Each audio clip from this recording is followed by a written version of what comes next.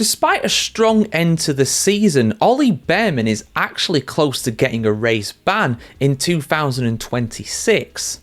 Because he ends this season with 10 super license points out of the allowed 12. If you get 12 super license points in Formula 1, you get a race ban, something that Haas and Bearman know very well. Indeed, Bearman got his Haas debut at the Azerbaijan Grand Prix in 2024 because a certain Kevin Magnussen received a race ban. Now, Bearman had lost some of the points on his super license, however, he's accrued a few more, 2 more in fact, at the Abu Dhabi Grand Prix last weekend. In this incident in particular, which you could have easily missed if you were focusing on the championship battle between Lando Norris, Oscar Piastri and Max Verstappen, that incident saw him battling with Aston Martin driver Lance Stroll. I know Stroll being involved in an on-track incident. What is going on? This never happens.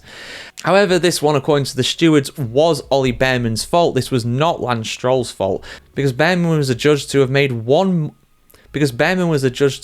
more than one defensive move down the straight to defend his position, exactly like what Yuki Tsunoda did to Lando Norris during the same race. Bearman got a 5-second penalty for his trouble, which was annoying. However, the 10 points now on his license will very much worry him. A similar incident at the Australian Grand Prix next year means that he'll sit out the Chinese Grand Prix. And a lot of people are wondering, well, what would this mean? Will this mean that Kevin Magnussen will replace Ollie Bearman for that race? Will the circle be complete? No, probably not. Because the official reserve driver of Haas these days is none other than Ryo Harikawa, who has been competing in some free practice sessions for the American outfit. Kevin is involved as a kind of advisor sort of role, but he's not going to be ready to take on his Formula 1